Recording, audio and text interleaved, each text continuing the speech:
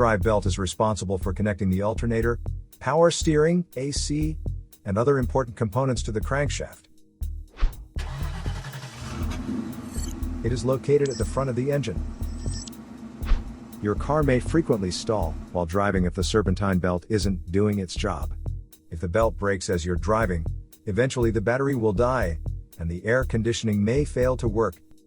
It will turn on the check engine light on your dashboard and store the drive belt related error codes. Stop driving if you find these symptoms in your car, and repair your vehicle immediately. To save more money on car expenses, claim a free engine code scanner by clicking the link here or at the description link below. You're also welcome to leave comments below. Our mechanic professionals will answer them shortly. Don't forget to like and subscribe to our channel. Thanks again for watching this video.